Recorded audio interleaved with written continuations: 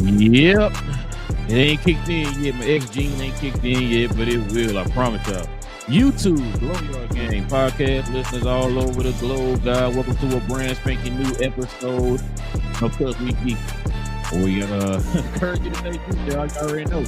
Listen, we're here to talk about all things movie and television related in the geek culture. So if you're into Marvel, Star Wars, DC, all them type of things, man, we're here for that, man, and plus more.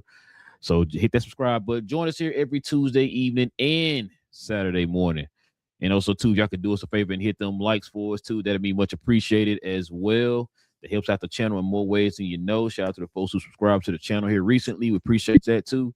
Listen, got a lot to get into today, man. It's pretty much going to be a lot of X-Men talk. A lot of X-Men news has dropped, so we're going to get to that. Big J's favorite movie of all time, man, has finished its theatrical run. You know what I'm saying? So we're going to talk about all that too, man. But listen, before we do, you guys already know how we normally do this. Whenever we talk about an episode or a movie or anything like that, guys, we have to warn you up front because I don't want anybody to get mad coming to the comment section saying why you spoiling stuff, all right? So we're going to be talking about X-Men 97 episode 8, all right? So we're going to talk about it in all this spoilery goodness. So we're warning you up front right now. If you have not seen this episode, we encourage you to go watch the episode, come back, and let us know what you think. But until then,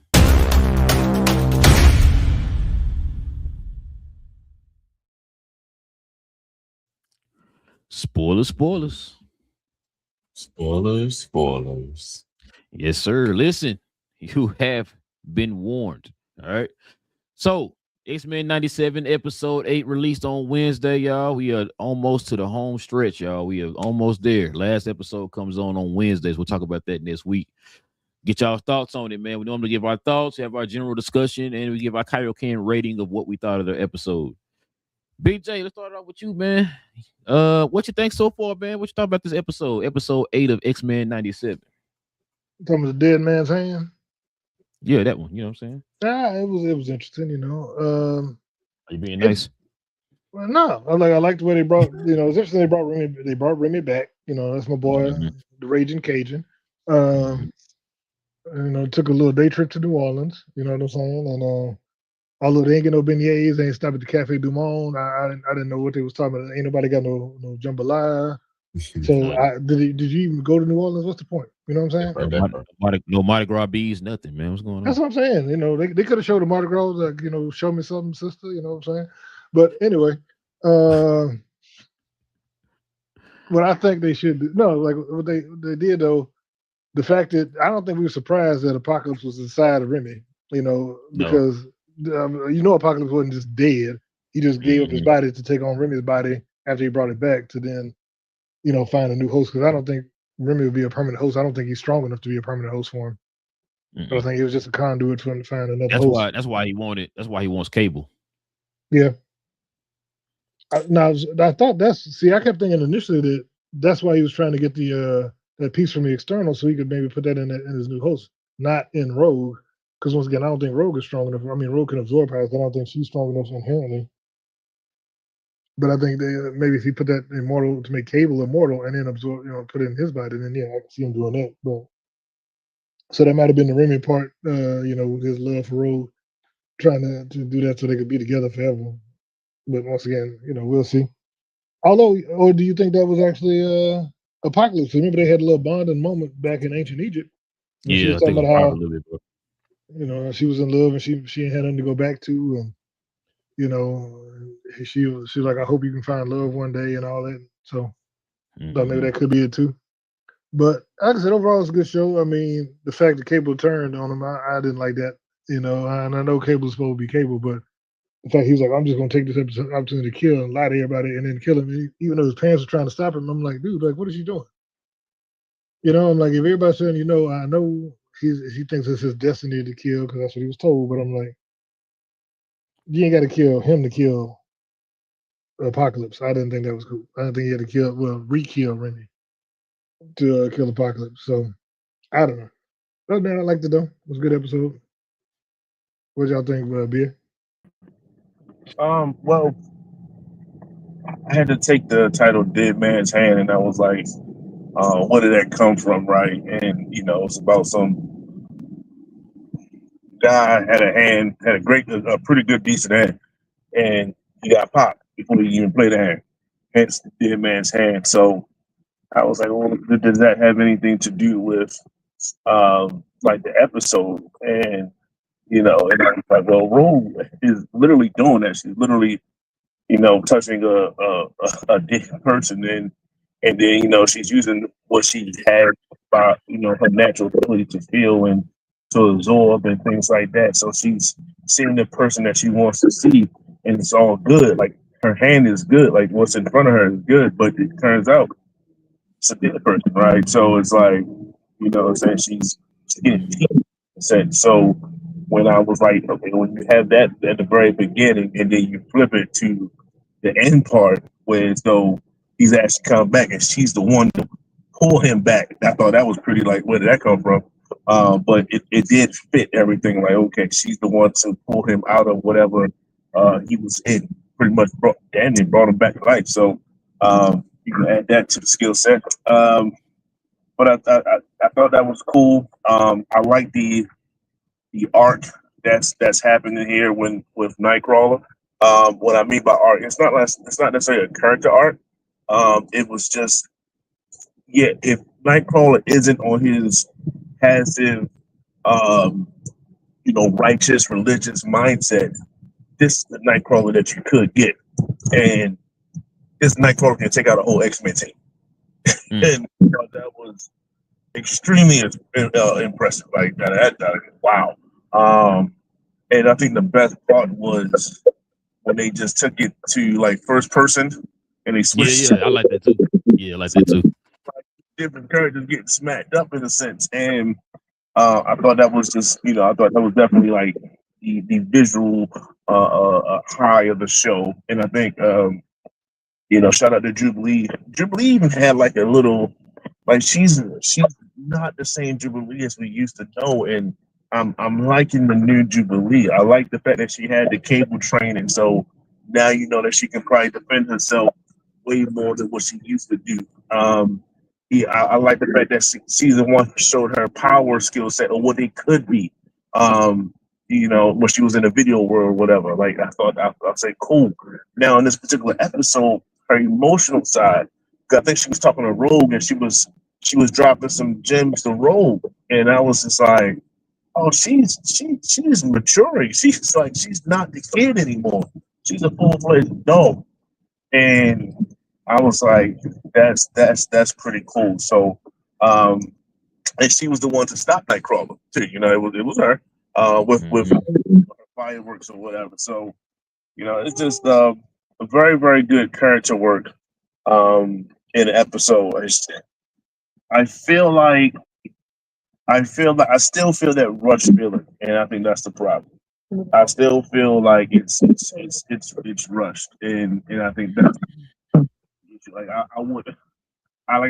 clearly they setting up the X-Force and then the government and Cable team mixing up to go against the X-Men. That's the finale. But what about Apocalypse? Like, I feel like we did all this in the beginning of the season to the payoff at the end. It's like, this is it. Like they're like, this is Devil Against Apocalypse. Like this is it. So are we waiting for him to morph into like take somebody like Big J said, maybe take over Cable and now like Cable is the new Apocalypse, and like they're waiting for that formidable opponent.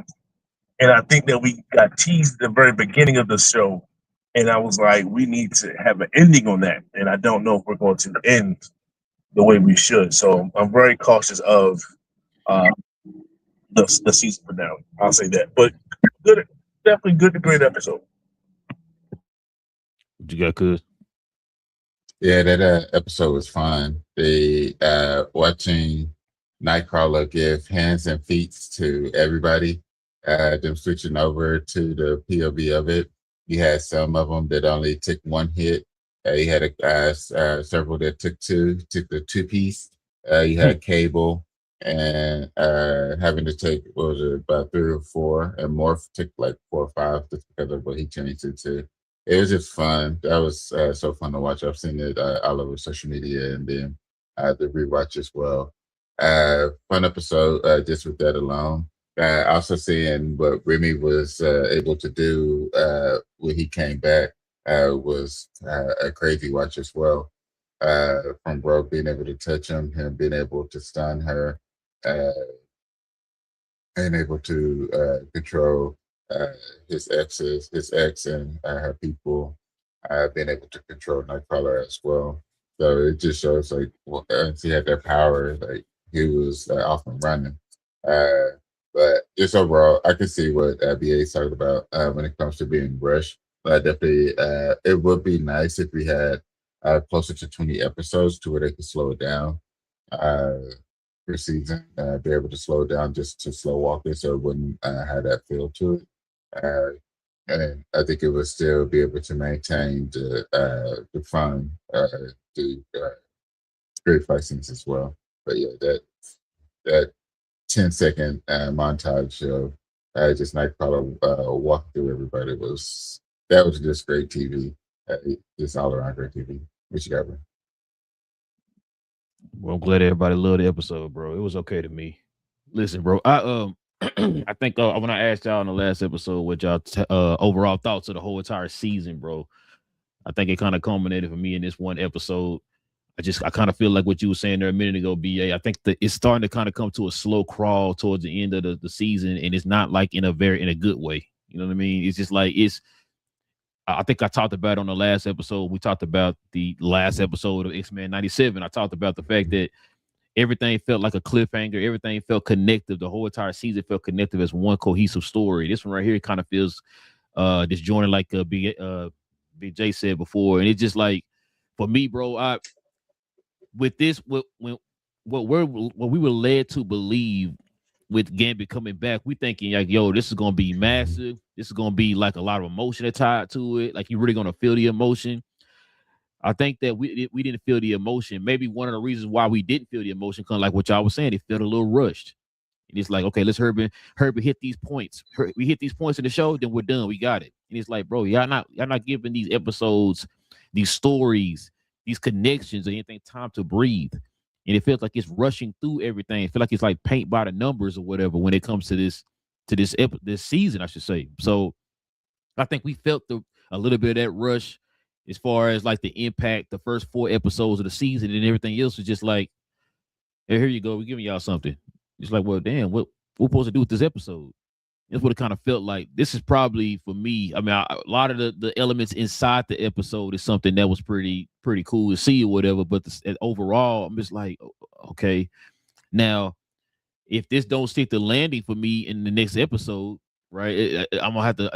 The overall season is gonna come down to a certain. The grade gonna come down. I should say the rating for me is gonna come down a little bit because you missed the mark on a lot of things. Like I said, you led us to believe in a certain thing for the first 4 episodes, and the rest of them is like, okay, you know what I mean? So yeah, I was really expecting the last 2 episodes after what we saw in the last 3. I thought the last 2 episodes were gonna be like some of the greatest, X-Men's, stuff we've seen ever in life. But it's a little underwhelming for me right now. I'm not gonna lie to you. We say BJ. Oh, you muted. I was talking about this episode in a bottle, but when I was saying that, because like you said, the issues we had at the beginning are still the issues. In this episode, the only real issue I had with this particular episode, and I ain't bring it up, was how fast and how easy Remy killed the External. Because she's supposed to be this powerful that everybody, they bow down to. And she was like, and she raised up her hand. He's like, oh, no, gotta kill you. Boom, I ain't got time for all this. And I'm like, whoa. She's supposed to be almost an apocalypse level threat. And hey, that's the same thing I felt about Exodus. I'm like, how the hell you kill Exodus that fast? That dude like one of the most powerful mutants on the planet. You know what I mean? Like, how that even? I guess for shock value, I guess like, ooh, look, he killed the Eternal or whatever. It's like it's External. I'm sorry. And so, that's the thing. It's the rush part. You can do these 2 episode arcs like the original series had.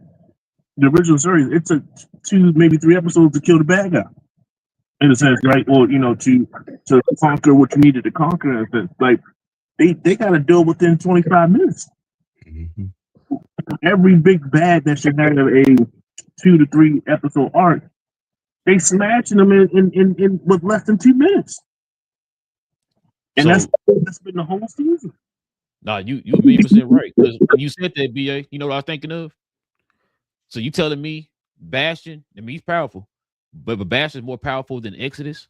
You know what I'm saying? It took you a whole season to take care of Bastion. Exodus got to take it out in like 2 seconds. I'm like, I know what you're trying to do, but it ain't right. You know what I'm saying? Like I said, I didn't like that part. Like, oh, you got shot, you good, you done. Like, do you know who the hell this dude is? Like, this ain't no, I'm gonna shoot you one time and you're good to go. Like, no, bro, like this is one of the most powerful. This is like beyond. There was a level beyond Omega. He'd be beyond that. You know what I'm saying? Like, I didn't. I mean, now I know we could sit here and say Bo DeMayo and all that stuff. Maybe it is the Bo DeMayo defect, bro, but effect or whatever. But that number I think I gave y'all last week, man, it's kind of slipping a little bit. It's slipping a little bit, man. Now, I'm gonna put y'all. We're gonna put reputations on the line here, y'all.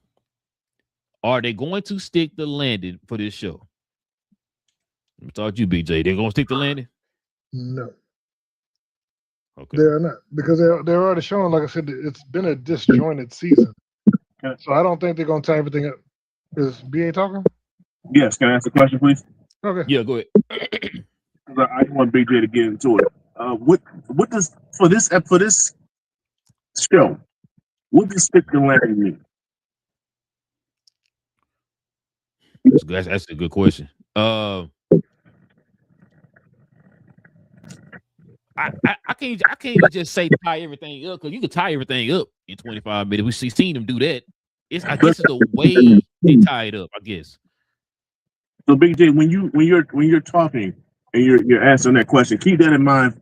What you think sticking the landing means, and if it does it or doesn't, and that way we can go around like that.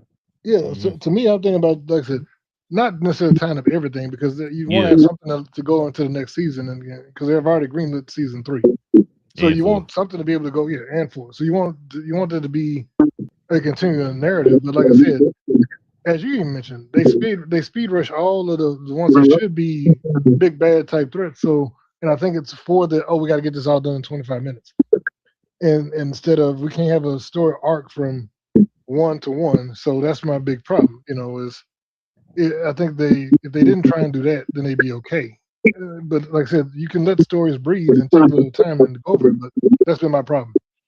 I don't think they're gonna give us a satisfying remedy to all the stuff they're hanging out there, or even tying up with it to make it a cohesive season where we can be. This is a story, that we can have answers to and have something solid to look forward to, because it's just all over the place right now. Because you know what they need to do, I think Game of Thrones is about to do it. They need to have the last episode be like 45 minutes. That's what they need to do. I don't think they're gonna do that. That's the issue that I think I'm having, bro. Like you said, it's gonna be 25 minutes again. They're gonna try to compact everything into one episode, and it's just, like I said, it's gonna be paint by the numbers. Hey, this was an open storyline. This was an open storyline. This was an open storyline. Okay, we closed all those off. Okay, we good. It's like, damn, but it's the way you did it. You did it real quick. You know what I'm saying? 2 + 2 = 4. Okay, It's like, you're not gonna show your work on that 2 + 4. You know what I'm saying? Whatever the case is, but that's how I kind of feel like it's doing right now. But I don't know, man. I guess I'm with Big J, BA. With sticking a landing for me, it's going to be how you close out this series, not just the fact that you tied up everything. We've seen that you could tie up everything, but they're not doing it right. That's the thing. So it's just going to be how they do it, and it's like you got to give us some kind of payoff from what you showed us from the first 4 episodes, because the first 4 episodes was kind of like that tone we felt like you're going to have for the rest of the season, but we didn't get any of that after episode 4. So that's kind of what it's got to have, that certain feel that you can't really explain. You got to have that feeling that it's okay. It's like a satisfying ending to a season or whatever. They can kind of give us that. Then I won't be too mad. I might raise my rating up a little bit, but what you got, cuz?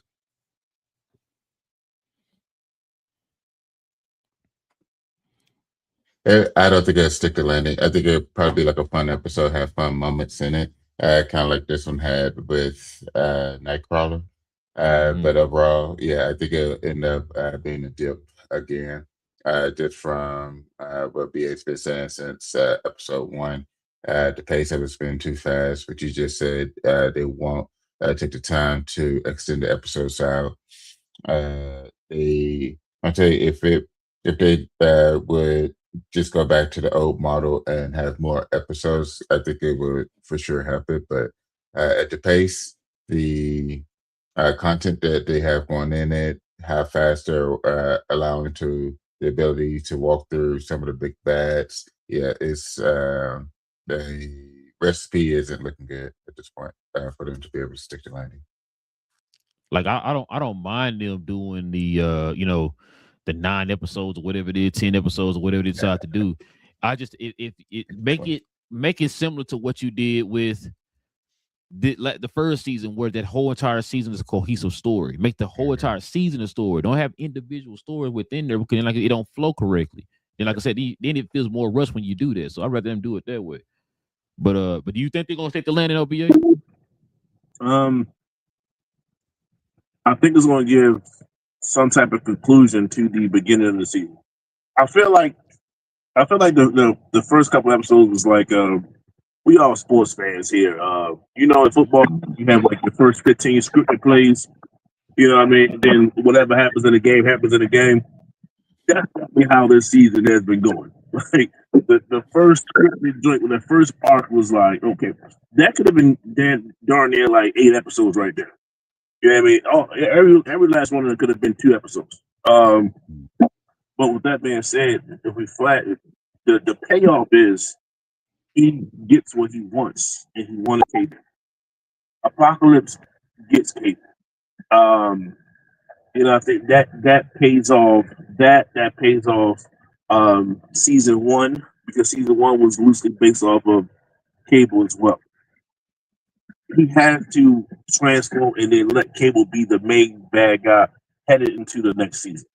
Or else, where are we going?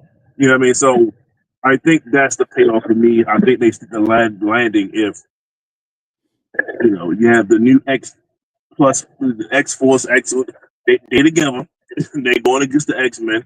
The X-Men, don't forget that Bishop and Polaris is on the team, because I don't know what happened to him in the last episode. And it's some type of brawl. Things happen. Maybe somebody of a lower tier dies. I'm not sure. I would like for that to happen. And somehow Apocalypse transforms himself into Cable's consciousness, and then that's the I guess cliffhanger headed into the next season. That's how you pay it off, in my opinion. So if they end up doing something along those lines, I think they do stick the landing. Am I confident?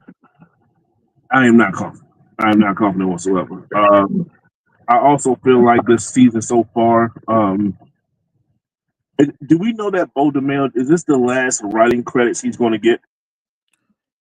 Yes, if I had to call I it, believe I think so. Okay.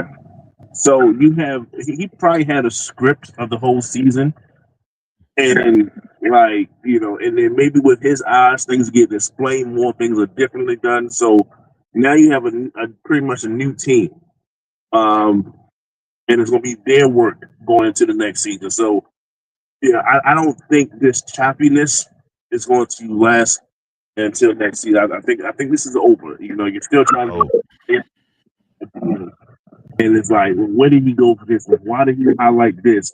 And of course, he wasn't telling them no information. He wasn't telling them how these things sync together or nothing like that. He wasn't saying, right, y'all figure it out. So I think that's the loophole here. That's the potholes, the plot holes that we're dealing with now. So I think what I originally said, let Cable be the main bad guy, shake some things up and things like that, heading into the next season, and then now we see what the new team of writers is actually. How do they do that? How do they have the season play itself out? And it has to make way more sense than what this season has become. And maybe just a little bit more Wolverine for me personally, just a little bit more. I mean, I think they gave him that one episode just to say, "Hey, yo, yeah, he is a part of this team some kind of way." Throw him a little bone. Here you go. those Wolverine fans that was like Wolverine fans for the original joint. Here you go. Just a little bit more Wolverine in the last episode. That'd be cool too.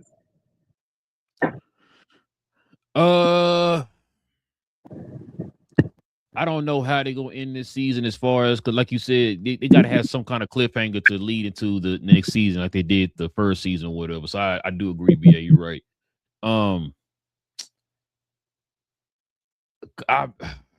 So you know what? Now that you said that, BA, you know, I was thinking when you was talking, I think I maybe should agree with you. That's what they should have did. When they went back in time, that storyline should have been the whole entire season, right? And then at the end of the season, found some way to get back home or whatever. That's what they should have did. Let those like 3 separate timelines or what or 2, because it was a passing. Well, we could probably have to do a little bit of present too, because they could show like Cable and them in the present trying to stop Apocalypse or whatever.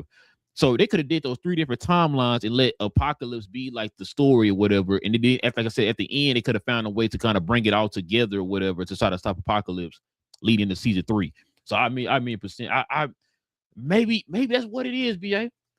Maybe that's what it is. It's the fact that because Bo DeMayo is part of Bo DeMayo's working and part of whoever's running it right now. It's kind of like Daredevil. Think about Daredevil, Born Again season 1. It's kind of like that. Where the first season felt a little bit choppy or whatever, then we got to season 2. It's like, okay, now it's starting to flow a little better or whatever, right? Now you got that one person or whatever that's over it. So it's probably I didn't think about that either. That's a good point, BA. That's probably what it is. That's probably what it is. Maybe because I don't want to. I'm not going to grade the whole entire show from this one season or whatever, right? We got an excellent first season. Everybody named Mama loved the first season or whatever, right? Yeah. Second season, it's like I said, it's good, but it wasn't great. You know what I'm saying? So. That's a good point. I did not think about that. Didn't think about it at all. Good point. But get y'all's Kaioken rating on this, bro. What's your Kaioken rating of this episode, cuz? The overall episode, I give it 8.5. The Nightcrawler walking through everybody, I give it a 10. that small segment of Nightcrawler is an absolute 10. But the overall episode, it's 8.5. It was all right. Nothing special outside of that. Hold on, ask you a question, cuz. If you take that, let's say they didn't have a Nightcrawler scene in there, what would this episode have been? Probably like a 7.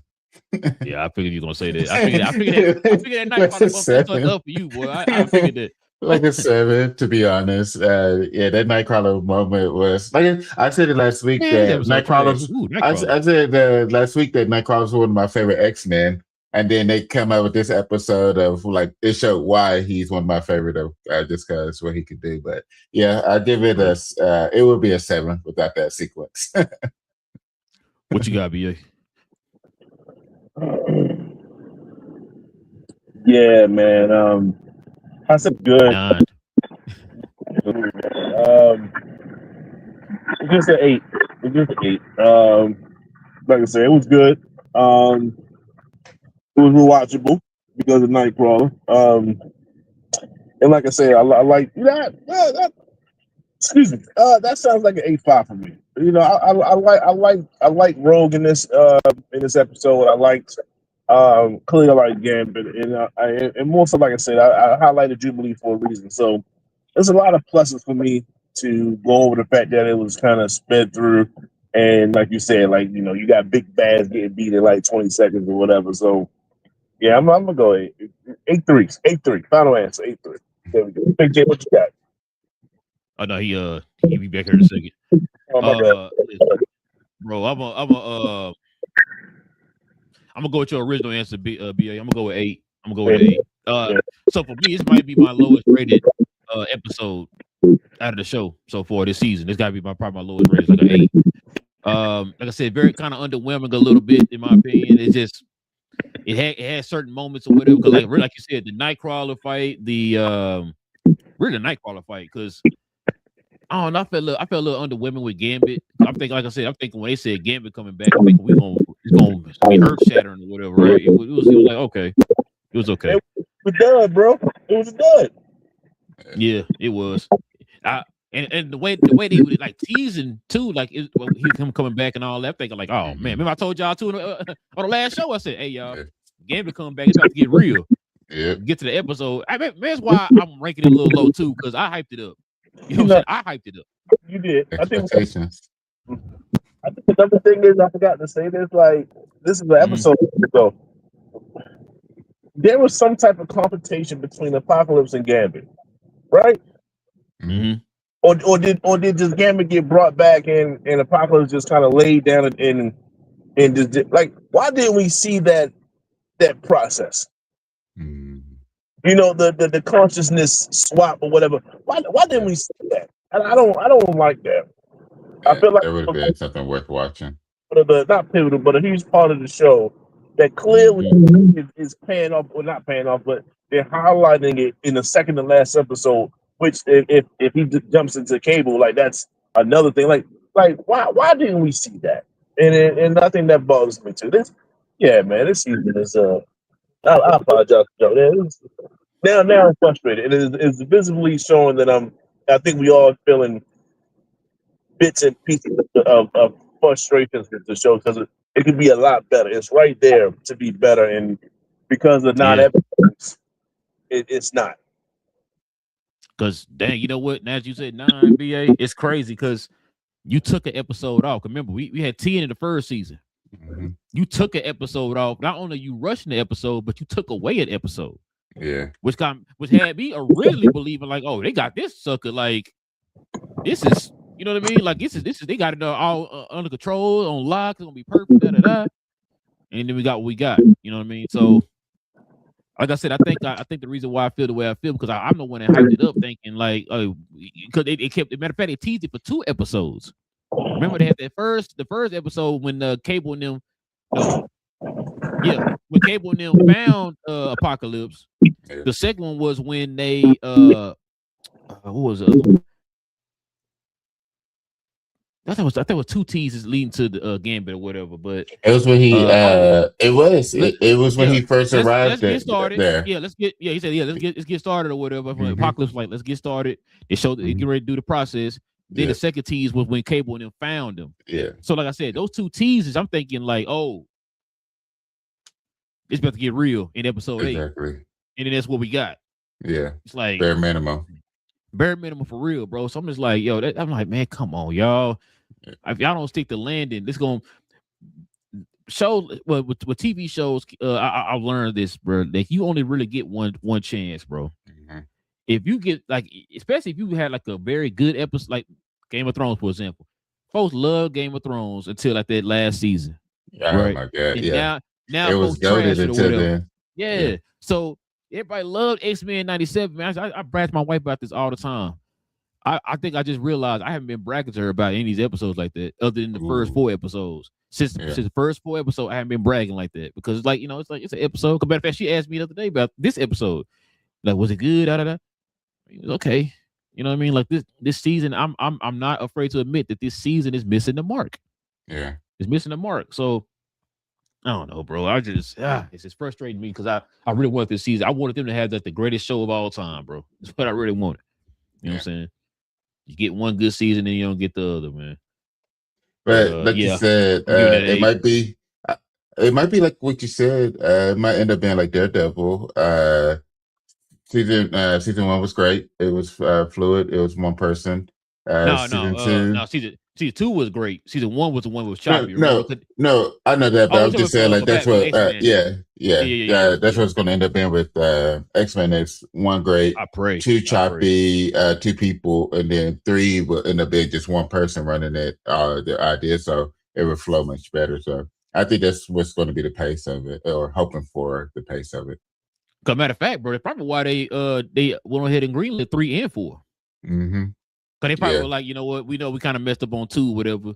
2 like an outlier or whatever. We're gonna go, we going back to the roots or whatever, and then it's gonna be 3. Cause I heard what BA saying about them, like Apocalypse taking over, like Cable or something like that. Yeah, I don't know if they're gonna go that route. That you got to give us another big bad in season 3, but I don't know how they're gonna do that though. Yeah. That's the only thing. I don't know how they're gonna do the big bad for season 3. Because remember, we got teased of the big bad for season 2 at the end of season 1. Yeah. We don't see anything unless like they should already be around. Well, that, and then like what? Unless they do like the government or something is gonna be the big bad for the next season, because you already got what's her name from X Factor or whatever. She's kind of been threatening them and all that stuff, because they do got that X Corp over, I believe it's in Genosha or whatever. So maybe they do something like that or whatever. Because like you said, other than that, we haven't got a tease, anything close to a tease for the next big bad or whatever. Which unless I told y'all too this. Unless something happens to Charles at the end of this season, to where Onslaught comes to creation or whatever. Maybe something like that. I'm still on the Onslaught bandwagon or whatever. But I would be surprised with somebody else. But that's the only thing I could think of. Like that's something that you can tease going forward or whatever. But we'll have to see. Big J, what you get this episode, man? You talking about the one we just saw? I say like individually, I say about a 8.2. So everybody around the 8 range. Okay, yeah. Without the Nightcrawler sequence, what would you give it? Nightcrawler was cold. I mean, but yeah, is that what got you to 8.2? Did what get you 8.2? Like I said, the Nightcrawler thing was cool with him bopping around, taking everybody out. Even the fact that Remy was able to turn all them people, all of the Thieves Guild. Yeah, Thieves Guild. Yeah. Yeah. I had him up there with Belladonna and all them. But yeah, because he was cold, just taking over everybody with one shot, turn Nightcrawler into a servant. But without all that, I mean, like I said, it'd probably be like I said, if I would go by my regular stuff of them speed running and everything, probably like a 6 or 7. Jesus. I said a 6 without Nightcrawler. Yeah, bro. Man. Now, BA had a good point though, Big J. The fact that maybe the whole Bo DeMayo thing, I know we always bring it up on the show, we bring it up all season. Maybe the Bo DeMayo part would be a non-factor going into season 3. So then it'll flow a little bit better, because maybe it feels choppy because we are combining 2 different visions in season 2. Maybe that's why the first 4 episodes felt different from the last 4 episodes. Like Born Again season 1? Yeah, what we just like Cuz said, like Born Again or whatever. Mm-hmm. So maybe, and when he said that, said maybe it's why they did green like 3 and 4, because they have confidence. Like, okay, we're gonna get back to our old ways in from season 1. Yeah, and it's gonna be 3 and 4 or whatever. You know what I'm saying? So I'm hoping that's what that is, but we gonna see, man. We gonna see. But speaking of, man, we got some more X-Men news, man. We got to get into, fellas. This is a lot to get into. So let's turn the page and get into this main topic.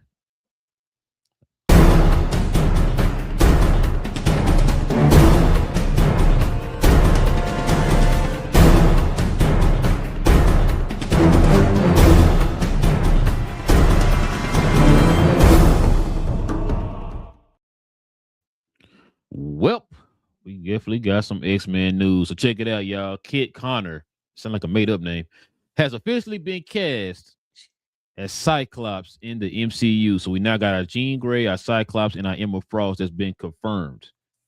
He will debut as Scott Summers in the X-Men reboot, expected to hit theaters in 2028. But we're not done with any more X-Men news, y'all. Check this out. It says the full cast of the X-Men will be revealed on August 14th. So y'all know what's happening on August 14th. Y'all already know. Check it out.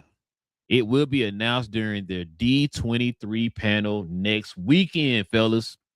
So next weekend, y'all, we're really gonna get some news of what's going on out here. So get y'all thoughts on this, man. BJ, let's start with you, man. What's your thoughts on the overall them, saving their announcement for the panel, and then what's your thoughts on this kid here being cast as Cyclops? I think they saved it because they didn't want to spoil the Jean Grey reveal, what everybody already knew. So they didn't want to announce mutants at San Diego Comic-Con. Comic-Con, yeah. Oh, yeah, true. Because that was a week before the world found out the thing that we've been saying for the last 9 months.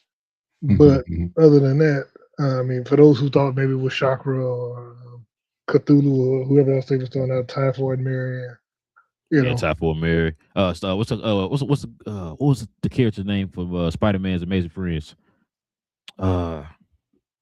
not Firestarter. What was her name? She had the fire. Remember, it was her and Iceman was with Spider-Man in the old cartoon. I can't think of her name. I thought maybe it might have been her or something, but we didn't see no flames or nothing in the trailers or anything. So yeah. No, nobody. Like I said, almost everybody knew it was the same thing, but people wanted it to be whatever. But like I said, to me, I think that's why they put it off, because they wanted to have a big surprise reveal so they could put a name in there. But other than that,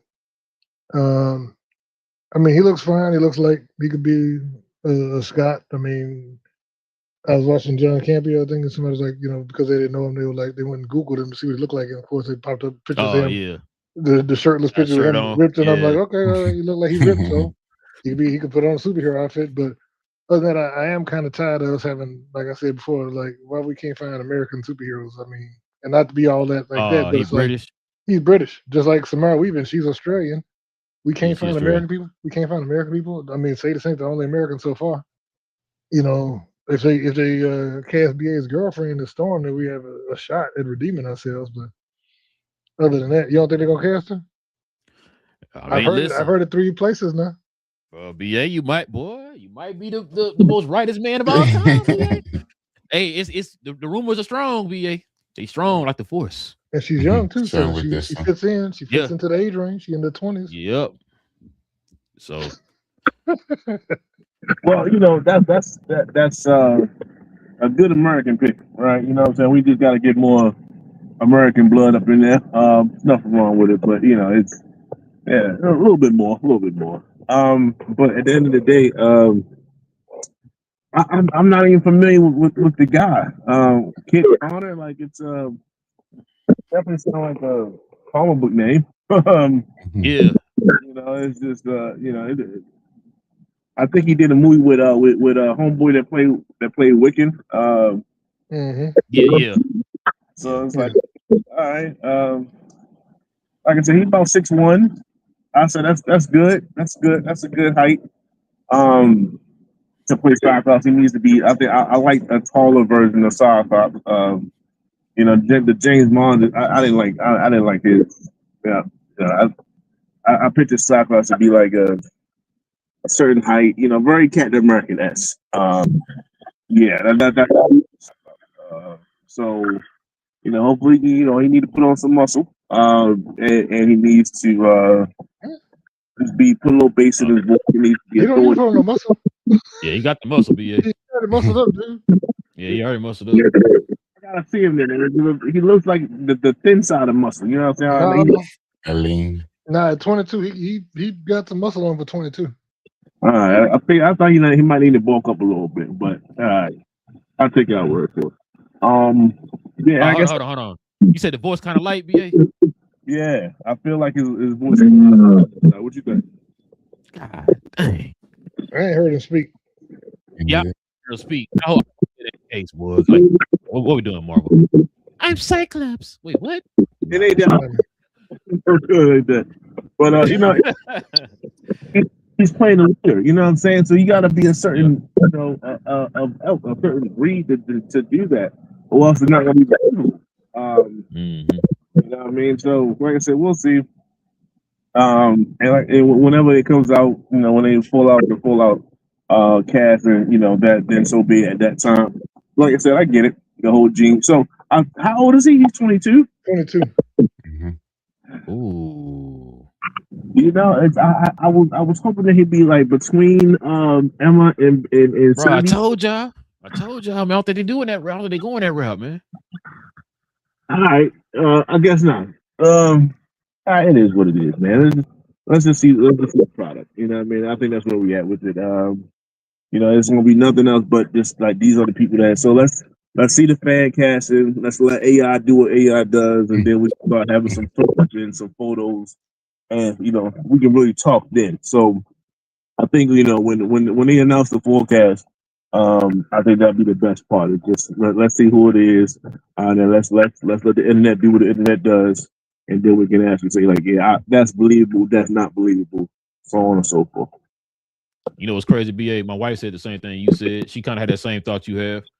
The fact that she thinks it's going to be like a love triangle type thing between the three, because she kind of, her favorite characters, like if at all comics, like she don't know nothing about no other comic book character. She know about the X-Men. So she was like, "Oh, they're gonna do a love triangle thing," and I was like, "I don't think they're going that route." Especially now you see his age or whatever. I don't think he's going that route. I think it's gonna be Jean and Scott this whole run of X-Men or whatever they're trying to do. But I could be wrong. We'll see. How old is Logan gonna be? Because Logan can't be 45, 50 years old. Look at Jean. You know what I'm saying? That's gonna be get over here, girl. Hey, Jean. Well, he's supposed to be old. Well, in real life, he's supposed to be like 150, 200 years old. But he can't be looking like he's 60 years old. Yeah. Everywhere. What you got, cuz? Bring me some fiber, Gene. I think it's this is pretty in line with what we've said will end up happening. That this next group of us superheroes when it comes to the MCU will be young. There will be some that will be well known. There will be some that we don't know much about, but they will be. It will give them time to become the characters, so that we won't necessarily see them as a different major character. That over time, that they will become these characters, and if they try to do something else, we will see them as X-Men type of situation. And we've been saying that since it was announced that it's going to get rebooted / light reboot. So this just makes sense.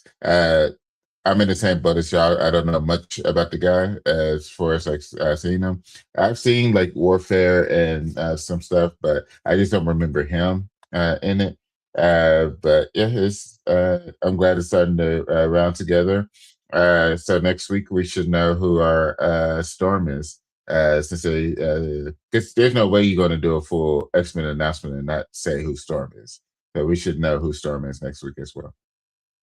So I wonder if they announce Storm, is she going to be in the X-Men or is she going to be in Black Panther first and then X-Men? I think Black Panther first. Should be Black Panther. And then we don't know what's coming out. We'll find that out on Saturday. What you mean? Saturday, I should say. X-Men, they said 2028, didn't they? Well, no, I mean, they got the year. They don't have the actual date yet. Was it Ghost Rider? No, is it Black Panther December. In December, yeah. Mm-hmm. Yeah. So I wonder. So X-Men got to come out that summer then. I think they're gonna start shooting X-Men immediately. I think they're gonna start shooting X-Men concurrent with this. Cause I think they're gonna drop. What's the name of this one? Secret Wars. I think they're gonna drop Secret Wars, and probably in February they're gonna drop X-Men. I guarantee that's what they're gonna do. And then in May they'll drop. You wouldn't want X-Men to be your summer box office? I mean, they've proven that February could be a good one. I think Ghost Rider gonna be summer, but I think if you drop X-Men in February, I think it'd be fine. Because it'll be right. You'll be riding right off of that the Secret Wars hype. That's fair. Just the Secret Wars is dropping off. Boom, X-Men in the theaters. I can see that then. Yeah, I'm not mad at that. Wars December, X-Men in February. You have Black Panther in December. Yeah. So you hitting every. So pretty much you hitting every 3 to 4 months. Well, guess what? We don't have nothing else coming out. I mean, think about it. In 2027, we got nothing until Secret Wars. Till Secret Wars. Yep. Yeah. They ain't got no shows either. No. There's no live action. That's what people freaking out. No. What you talking about? Daredevil comes out. You got Daredevil. That's it. Yeah, but once again, that's why I was wondering: are they going to release Daredevil and say that Daredevil happened before the events? Because once again, it doesn't make sense. We already had that talk. I'm not even sure. We want to see. Maybe they're playing it at D23. I have no idea. But yeah, like you said, it's gonna be hard for you to not explain the events of what happened and it affecting what happened with Daredevil. I agree. Because you can't say because somebody was like, well, that's not affecting what happens on Earth. I'm like, I heard somebody else say that, maybe this is that all the X-Men and everybody's gonna be on another planet. I'm like, it's an incursion. The world ending. It's not. No matter what planet you want. Yeah, it's not. Everybody guys over there. I haven't heard of what's going on over there. No, everything is gone. So I Bro, don't. that's happening in Manhattan. It's not happening in Harlem. Like, wait, what? Yeah. No, it's the whole entire planet. The universe is being affected. What are you talking about? No, I agree with you, bro, on that. I was just wondering because, like, yeah, so Daredevil. I feel like it was something else coming out too. Daredevil's also live action. But I mean, Friend of the Neighborhood, Spider-Man comes out. that's animated. Well, yeah, I'm talking about like far as like Marvel something, because bro, you gotta have something in there. You can't just be walking around without nothing, right? I think we're gonna get zombies. I think we're gonna get Zombies season 2. I think we're gonna get all the animated stuff. I think we will get, but I don't think we're gonna get anything else live action. Bro, that's something else though. The only other live action is dropping in September, right? It drops in November. I mean, whenever Vision Quest drops, that's the last live action until Daredevil, which is supposed to be in March, maybe. Yeah, it's in March. That's the only 2 live action shows in production. Oh, I think X-Men season 3 come out next year too. Well, yeah, I think maybe. Right, if they only I heard us rumors. I heard they were trying to do 27 and 28 and then do season 4 for kind of like they're doing with Spider-Man. They're gonna start doing it every year. That's the plan. Yeah. So I don't know. That's what I heard. Maybe, like I said, maybe we'll get confirmation next weekend. But that's what I kind of heard or whatever. So, but we'll see though. We'll see. I'm with y'all though. I would think we already talked about it. We're gonna get all the news next week. Mm-hmm. They saved a lot of their news for D23, man. I ain't gonna lie to you. I'm more hyped for D23 than I am for damn Comic-Con. Wait, did y'all hear they're supposed to be announcing a Nova movie too at D23? For who? A Nova. For Marvel? Yeah, Marvel. They're supposed to be announcing a Nova. I Huh? What did you say, BA? I thought they canceled Nova. No, the TV show. The TV show. But they said it's supposed to be a movie. I heard that earlier this week that they're announcing a Nova movie at D23. I think that I tell you, I think they're kidding. So everybody was mad about like the Wonder Man and all that. I really do think they're canceling all live action TV shows unless they announce a whole bunch of stuff at D23. Mm-hmm. I think they're canceling live action TV for right now. I think they're trying to save money and just keep it animated on Disney Plus and just let the movies be what feeds Disney Plus and animated stuff. I don't think, because even with Star Wars, besides Ahsoka season 2, what are the live action Star Wars we got coming out? People are like, oh, it's because they're black. I'm like, I think they're canceling all live action shows on Disney Plus. Because why spend $150 million to $600 million for a TV show when you can put that in a movie theater? That's why Mandalorian Grogu became a movie instead of a TV show. Because they're like, why are we spending $200 million to put these people on the TV show? We ain't making no extra money for it. Even if it made $80 million or $100, whatever, it made $300 million in a movie theater, that's still more than what it made on Disney Plus. That's a good point. That's a good point. I didn't think about that. That's the funny thing about it, because we kind of touched on that throughout the longevity of the show, because it's like you're banking on new subscribers, but that's not hard-earned cash. That's not, you know what I mean? That's not. I put Grogu in the theater. I got this amount from it. I would have spent close to this amount on the project anyway. So this is all like in a weird way, it's like some kind of profit in it, because I wasn't going to get it because I'm getting multiple numbers of subscribers, of new subscribers. Right. Well, you heard what they're talking about doing, right? Well, Disney wants to switch to a free ad model, where there's a free subscription where you get ads on everything, because they already get advertising you. But I'm talking about they want it to be a free, like no out of pocket. They want it like Prime, but not paying. Yeah. But you just get ads on everything, and then that's how they monetize it. I mean, that's smart. Like what BA just said, I've been said that. Like you're not going to. Well, I mean, cousins had a debate all the time when I talked about Star Wars. Like, bro, Star Wars is meant for the big screen. Like, you're not getting the same like BA said, the same money in your pocket when you're making it for TV that you would if you did it for the big screen. That's where you get your money from. How do you think that these studios are funded? They're funded because of the movies. That's how you're able to make the TV show, because of the movies, what the movies are making or whatever. So it's I don't know, man. Well, somebody brought up a good point, which I thought was also interesting. They're like, while they're talking about let's do this revenue, ad based version of it. They're like, y'all already own ABC. Why not just drop stuff on ABC? You know what I mean? Like you own ABC. Literally. Just You put literally it, own. put it on live TV. That's what I'm saying. What's the point of having a free version when you own live TV to begin with? You have a broadcast station. Put it Just on put the it on ABC there. broadcast.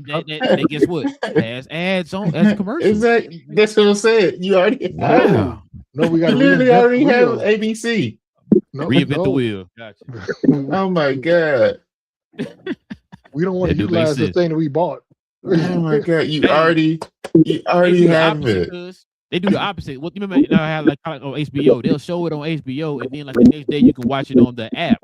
Mm-hmm. They do the opposite. Hey, you got it on the app, but guess what? Next day I can watch that episode on Channel 8 or whatever the case is. You know what I'm saying? So It'd be early morning watches on ABC. Man, you know what I'm saying? Right. Can't make it up, man. That's craziness. All right, see what we got for the next, fellas. Uh-oh. BJ favorite movie. Supergirl is projected to lose DC Studios nearly $200 million at the box office, y'all. Production budget was 170. Says the film ended its theatrical run with 126 million. Well, we got the final verdict on this movie, y'all. BA, what's your thoughts, man? What's your thoughts?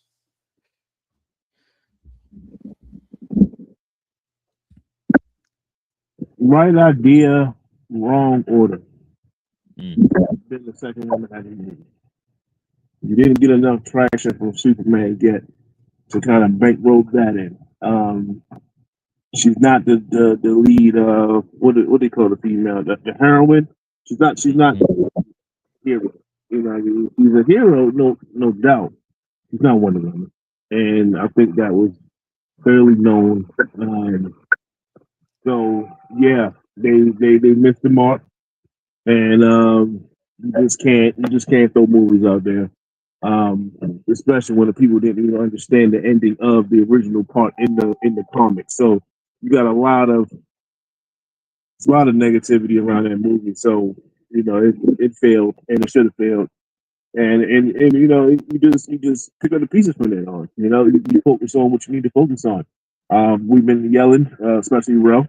You got to get the Trinity out there. You have to get the Trinity. Then everything else falls into place. You get your superstars. Once you get your wide receiver 1, wide receiver 2, and 3 fall the line. You feel me? You got to get your playmakers out there, and then everybody else around them will fall in line, and then they can also have success. So until that happens, we're gonna be here for it's gonna be a long winter. No Game of Thrones. What you got, cuz? But what's so annoying about this is I'm not sure if y'all been noticing on it might just be in the bubble. When it comes to social media and this movie, people have been commenting on how much that they've enjoyed it. I don't know your face. Oh yeah. How much they've enjoyed this movie streaming, and it's like, why didn't it make more money in the theater? It's like, because you first listen to the people, these randos, and then go see it. Like it wasn't the greatest movie, but it was a fun movie to watch. It was enjoyable. It did had areas where it could for sure improve, but overall, it wasn't a terrible movie. And folks are starting to see that, and now that it's gone through its theatrical run, it's going to get dragged for, which is unfortunate. But it's just craziness, absolutely craziness. Wish it would have had a better run, but it is what it is at this point. What you got, BJ? I mean, I have nothing negative to say about the DCU or James Gunn in general. Now, I like I said, I think it was an unforced error, and I'm not part of the group of people that think, oh, because it's a woman-led project, it can't work or any of that stuff. I think that's dumb, because we've seen even Captain Marvel, as much hate as that got, still made over $1 billion. I think the issue is like you said, they should have stuck to releasing the more popular characters first, build the universe out after you got your pillars in place. If you had the 3 pillars in place, then you could start filling in with the side characters. But like I said, your boy James Gunn likes his obscure characters, and that's why we got all the weird stuff announced. That we once again to say that he said he learned the lessons of Marvel and all the mistakes they made, but then did the exact same thing but worse. I don't understand. Like Marvel, they used to announce a whole slate of movies, and then half of them didn't come out. What did James Gunn do? He announced a whole slate of stuff. You know, The Authority, the Amanda Waller show, and all this, and then we got none of that. You know, we had Superman come out. Cool. Still haven't got Batman. Don't even know who Batman is yet. And then, and then, Wonder Woman. no Wonder Woman. But like I said, then the thing is, instead of doing that, and what's the next show we getting? We got Creature Commandos, which, like I said, I like the show. I think it was a good show, but these are characters nobody heard of. What's the next show we supposed to be getting after this? After Lanterns? What's the next show coming out that's been announced? Jimmy Olsen and Gorilla Grodd. Huh? Okay. And then I also said that I heard that it's the Jimmy Olsen and Gorilla Grodd show with a female lead, which I'm like, how's it a Jimmy Olsen Gorilla Grodd show? And no, Jimmy she's Olsen co-lead. Okay, but I thought Gorilla Grodd was the co-lead. I didn't know what's going on because I don't. When I heard who they cast as Gorilla Grodd and all that, bro, I'm like, well, But that's your boy. Continue, BJ. We can't criticize nothing he do. You know, otherwise we're oh no, I told you, I'm starting to get to that point, man. Like I said, I know I'm known as the hater, but I'm like, dude, I want good stuff. You know what I mean? Like I said, I handed over all my money to Spider-Man. I'm going back to see it Monday. But this stuff we getting right now, like I said, I don't get it. Like, who's ever asked for a Jimmy Olsen show? Oh, you want to see a Jimmy Olsen procedural detective show, and then Gorilla Grodd, and is Gorilla Grodd not a Flash? We ain't got a Flash.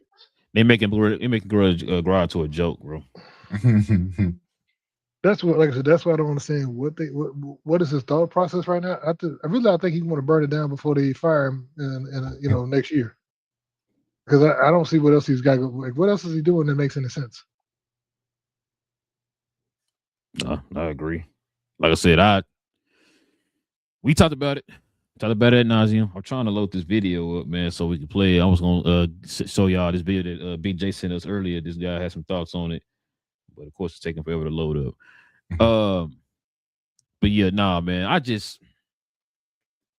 I'm with you, cuz it's to the point, man. I'm not surprised by some of these outcomes and stuff like that anymore, bro, because we live in a time where everybody's easily influenced. I think we talked about it before on the show when we was talking about is the comic book genre dead and all that type of stuff. It's just when we don't live in a time, bro, where anybody could just gather the information for themselves or get a thought for themselves. I gotta listen to somebody tell me what I need to think on this or whatever. It's the most annoying thing ever, bro, because it's like, we talked about the Odyssey, right? When everybody was killing it. Oh yeah, it's woke, da. It's like, did you watch the movie? Well, no, because how the hell you gonna say what the movie is if you didn't watch it? That's the time we live in. You know what I mean? So I agree with you.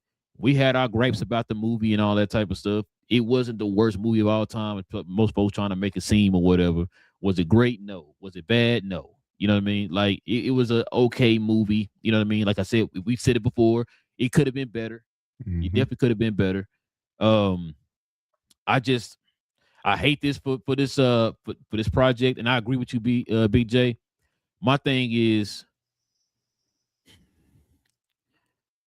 I hope James Gunn is one of those people who can kind of sit back and assess things a little better. I know. I'm hoping. I pray to God he does, bro. I've said this a million times, man. DC is the first comic book brand that I picked up as a kid. It was DC. That's what I grew up with, right? I learned I got my love of comic books from DC. Excuse me. Like the cartoons and all that stuff from DC and all that stuff, right? And so we know how rich DC is as far as like the stories, like the mythology, all that stuff that comes with it. The way that they're running the product as far as the movies and all that stuff, bro, is a travesty, bro. And I don't like it.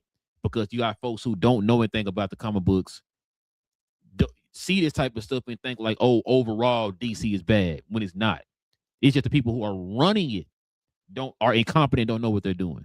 And so when we heard that James Gunn was going to be the guy who was going to run DC, we all thought like, oh, hey, this is it right here. We got a guy who's in the comics and all that stuff running the studio, which we always asked that, right? We said the same thing with Star Wars. Get somebody to run Star Wars who knows about the lore and all that stuff about Star Wars or whatever, right? It's kind of like that with DC. You got somebody who read the comics can tell you in and out about these characters or whatever, right? But yet we're still having the same mistakes that we had when both was running the DCEU. Like, I don't understand how, I've said this a million times. You over there with Kevin Feige, and you didn't pick up on anything that Kevin Feige showed you. That's crazy to me. That's crazy to me. How do you not pick up on anything? How are you doing literally the opposite of what Kevin Feige is doing? Well, he did all the bad stuff. All the bad stuff Feige did, he did. And that's what he copied. Like I said, announce a bunch of stuff, don't produce. But now, here's the crazy part. I was going to ask y'all this. I had two questions for you. Mm-hmm. Was Supergirl worse than the Mandalorian and Grogu?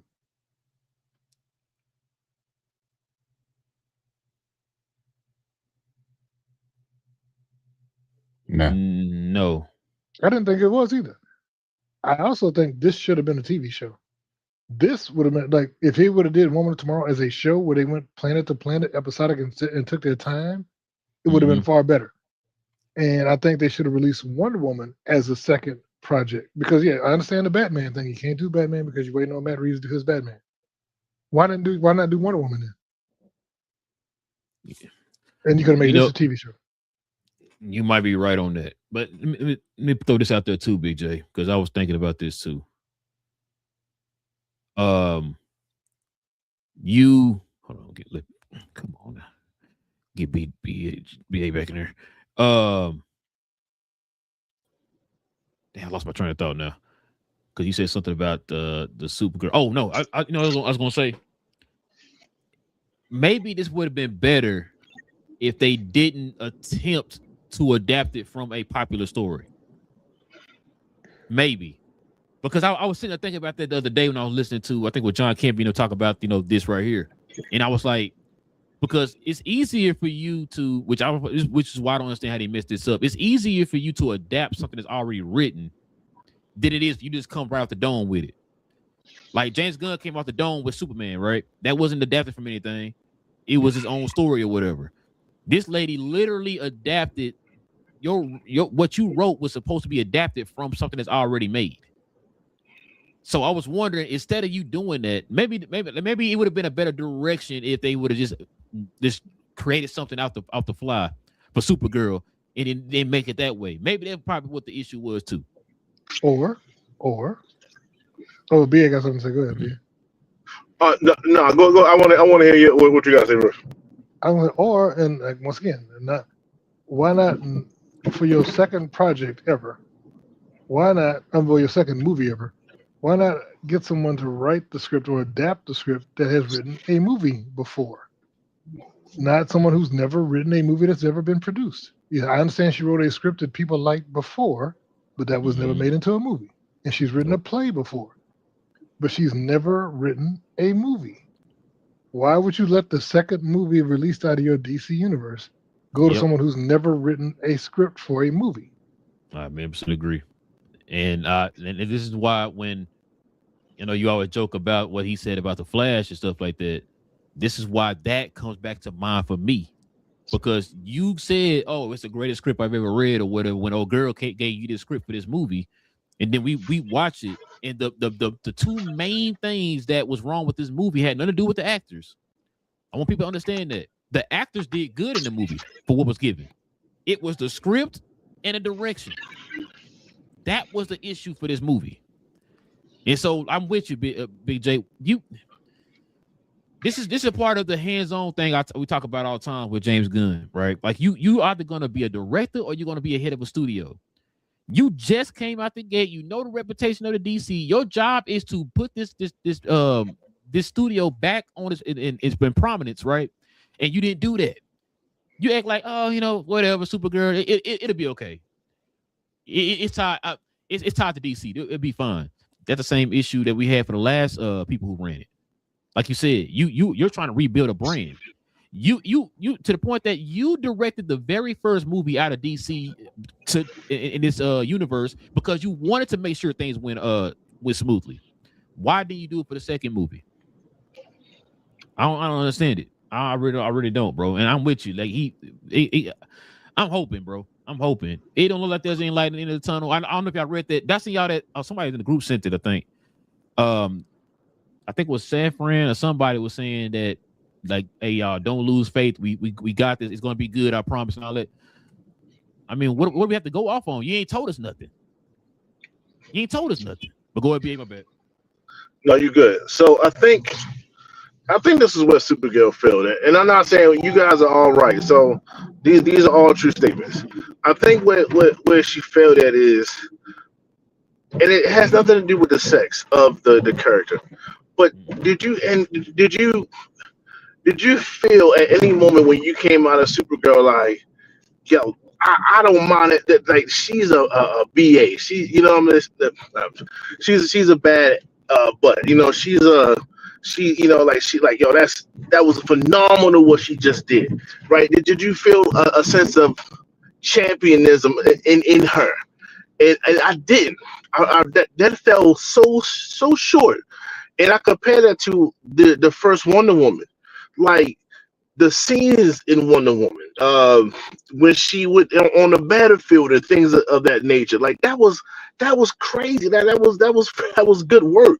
When she beat, I think it was Ares at the end. Like that was phenomenal. Like, you know what I'm saying? Like, yo, I might be doing, if it wasn't for Wakanda, I would have been doing the same thing for Wonder Woman. You know what I mean? Like that, she just looked like a hero.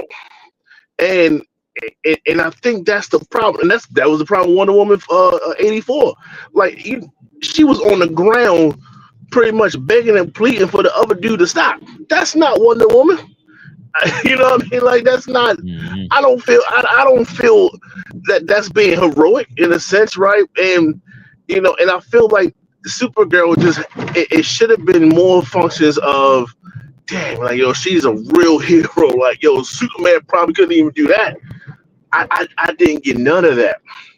So if you don't even have, you know, I didn't see, you know, the little girls coming out of the theater saying, I want to be like Supergirl. You know what I mean? Like, where's the cosplays and stuff like that?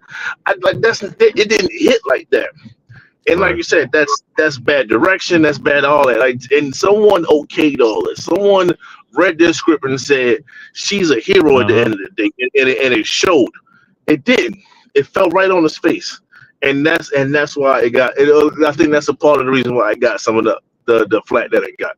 It just wasn't. You didn't feel like she was heroic at all. She did heroic things, but you know, I would just look at the first Wonder Woman and say, is it better than this? Period. Let's. You have to use something as a guideline. You have to use something as a you know, a pecking order.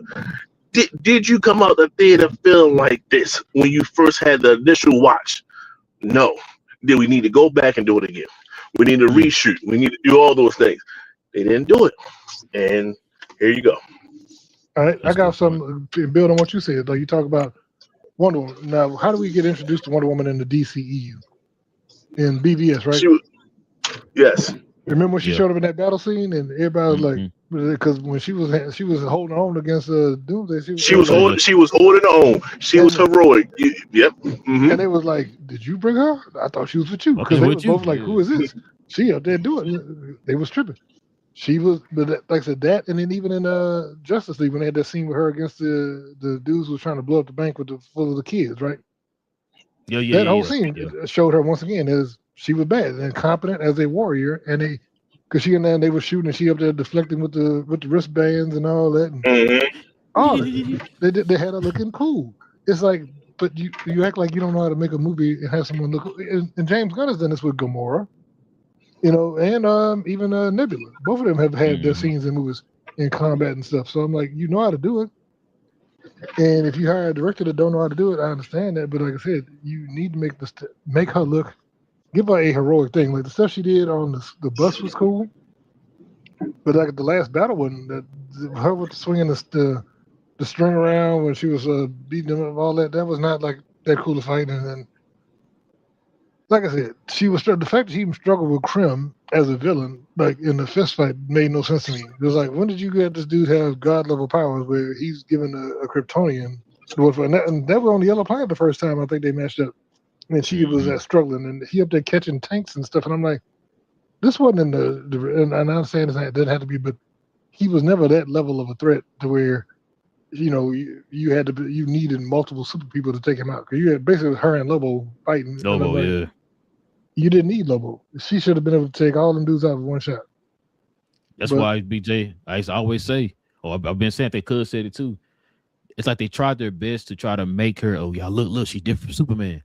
There are different ways you could have had it to where, like BA was saying, she was still heroic, while also still being different from Superman. We got all these iterations of her. We got her all the that animated movie Superman Unchained. We got My Adventures with Superman. Those are two examples right there where it's like she's Supergirl, she's still heroic, but she's still different from Superman, which is what they were trying to do. Like you can find creative ways of doing it. It's just that you picked one of probably the greatest Supergirl story of all time to do that, and you didn't do it right. You didn't adapt it right.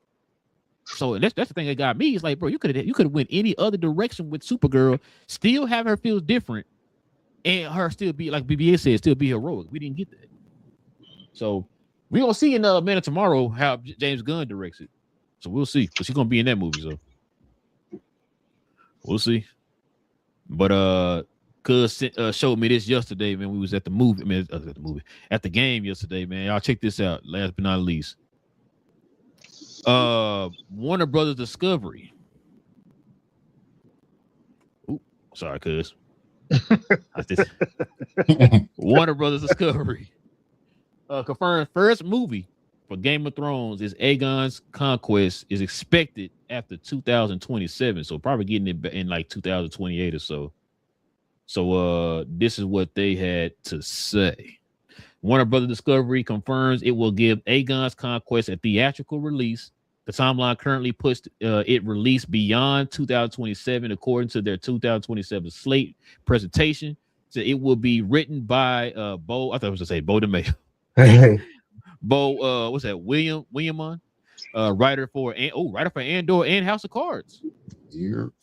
Okay. I gotta get my resident Game of Thrones fans thoughts on this. Cuz, what's your thoughts on this, man? Listen, as soon as I heard that this was a possibility, Aegon's Conquest, it's like, yeah, they need to go ahead and greenlit this, get it up and running. From what I'm hearing, they plan on having it as a trilogy. They want to set it as a trilogy.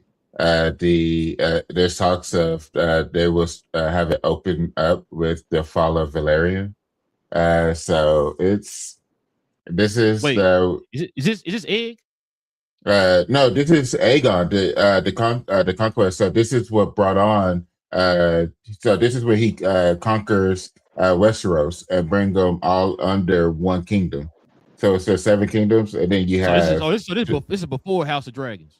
Yeah, this is this is before House of Dragons. So this is who Aegon is named after, and Rhaenys is named after. Like this is like their great. So this is not great.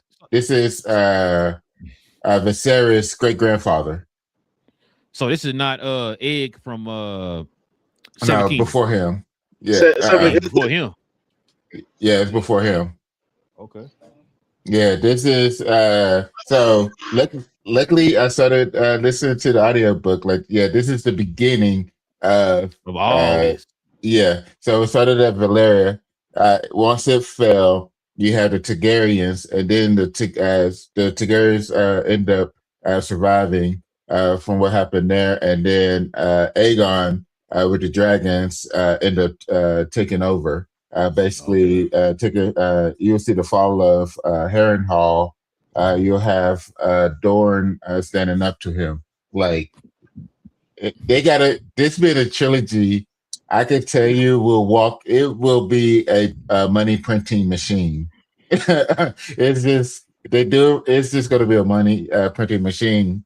Please, like the please do this right. visuals, yeah, like the visuals that they can bring from this, the amount of extras they would have to have for it, like from what we've seen between Game of Thrones and House of Dragon, like they wouldn't be able to come close to what it would take to have this put together. Like it's going to cost a ton of money to be able to put it, and it's just the storytelling and the visual.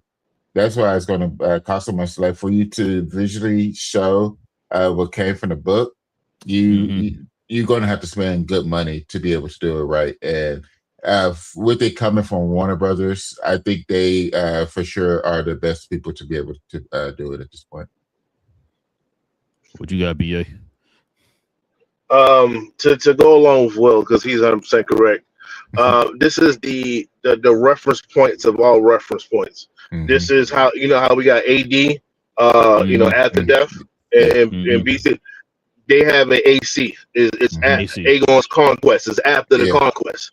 So this is the all-time reference point, and they're doing a movie or a set of movies off of it, and it makes sense. They have now. I mean, they already been known for spending the most on throughout a season, right? These episodes are like a lot of money to finish, and you can see the quality of the dragons that they're coming out with on House of the Dragon. Like they had 3-4 dragons interact with each other, and yes, I could tell it was CGI, yes, but it was still like high level CGI involved. It was very clean. So it's almost like the Grogu in the Mandalorian Grogu situation. Like you're gonna spend this much money to make all these little aliens in this show and not get nothing for it. You know what I'm saying? For just like we said earlier, for subscriptions. That's what let's get some money for this joint. You know what I mean? And when I say that, if they do it right, it's a very easy storyline. It's not that difficult. Targaryen had a bad dream. Tell everybody they need to get about this area. They get up on them dragons, and get up out the area. And then they said, okay, now that we in this area, we got dragons. Hey, Queen Rhaenyra, you should probably do the same exact thing and just take over. You know what I mean? Either you gonna bend the knee or you gonna get smashed. It is what it is. And you're gonna see like the beginnings of all that. And it's gonna be dialogue and things, but it's gonna be a lot of people dying. It's gonna be a lot. It's gonna be armies dying within like 10 seconds of dragon fire. And like I said, I think it's gonna be a lot of basically the average war movie mixed with Jurassic Park. That's the levels that I'm going to put this on, and if they do it right, which they've been. I have no doubt that they're going to mess it up because it's all in the book. They can't get past it. You know, they can't jump past Aegon's conquest. It's there. You know what I mean? So, yeah, man. With the amount of money that they're going to put behind these dragons, like I said, when I say Jurassic Park, I mean the epic scenes of the T-Rex. I mean, when they, not even at the end, and that's the thing with Jurassic Park. It's not the ending a lot of the times. It's throughout the whole entire thing.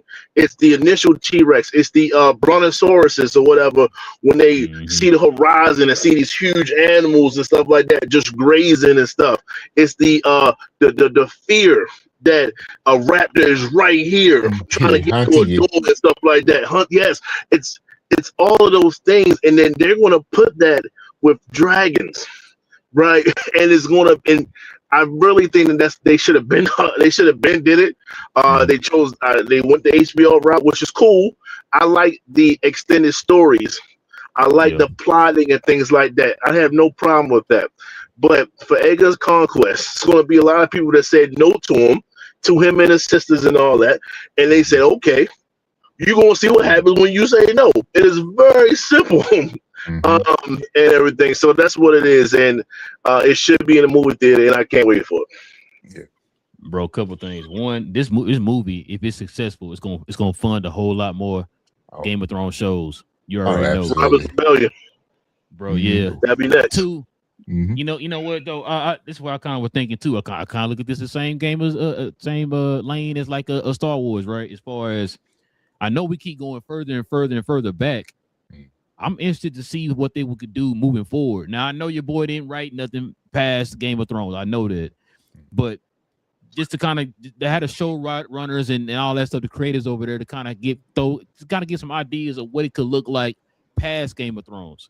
Which you know they got a Jon Snow thing going forward, right? Also, that actually confirmed that. I felt like they confirmed it. I hope they did. I got a bad track on that. I don't want to put nothing out on the internet and like, yo, that. Yeah, I heard them talking about it. I heard them talking about it. I think they're moving forward with it. I don't know what that means, but moving forward with whatever it is they got going with Jon Snow. I hope so, because it'd be nice to see what's going on after Game of Thrones. Because like I said, everything we've seen so far is before or whatever. I'm not complaining about it, it's good stuff. I'm just saying, like, I would like to see what's happened after we see them form that democracy, right? What's up, BJ? So they said that show was shelved after actor Kit Harington confirmed that they could not find a story. God dang. Yeah, you see what I'm saying? Because like it's not based off of nothing. So this is something they be creating from scratch or whatever. Which is why I think everything we've gotten so far is moving back further and further back. You know what I mean? So, I mean, because really think about it, what else is in between Aegon's Conquest and Game of Thrones? They already got 17. Yeah, you got Robert's Rebellion. Robert's Rebellion. The Dreamfire battles. Basically, you had one guy that had a whole bunch of illegitimate children and stuff like that, and then they got to fight for the rulership of that. So it's a few of them that they can piggyback off of. Yeah, okay. I mean, and I'm talking about movies, not even seasons. If you want to do seasons, you can do seasons too, like either or. Yeah, okay, that's why I was wondering, because Aegon's the beginning point, and then Game of Thrones is the last point. Like, what all we got in between or whatever? We already got 2 shows going right now. It's in between, so. Okay, yeah, like I said, I'm cool with it, bro. You know, I'm being a movie theater when it's come out. You know what I'm saying? Warner Brothers, they can kind of get the same folks who did Randoon or shoot, I'm gonna say Harry Potter, not Harry Potter, but Lord of the Rings or whatever, right? Kind of get them same type of crit, like had that kind of same mind frame, bro. This knock it out the park. It definitely knock it out the park. And the fact that you said that the person that the team wrote Andor, which we all know Andor, how good it is. You know, Andor is great. I just talk about it because it's fun to talk about. But Andor was a great writing, and it showed itself on TV. And plus House of Cards, people that didn't watch House of Cards, that had so many different plots and intersecting storylines and stuff. That was a very good show. Now the actor, he got issues. But the show was good. The show was good. Yeah, I thought you said that was your favorite actor. Absolutely not. You never was. I heard American Beauty was your favorite show or favorite movie. No, sir. I've seen it one time. I've seen it one time. Right. Thought you was a fan of Rose Petals. No, not at all. No, I'm about to say with the House of Cards. Remember, House of Cards and Orange New Black. Those 2 shows literally put Netflix on the map as far as like So, but yeah, I'm with y'all though, man. I can't wait for this to come out, man. Can't wait for this to come out. All right, y'all. We can turn the page here, man. Let's go ahead and get to this question, the comments, man. We can call it a show, fellas.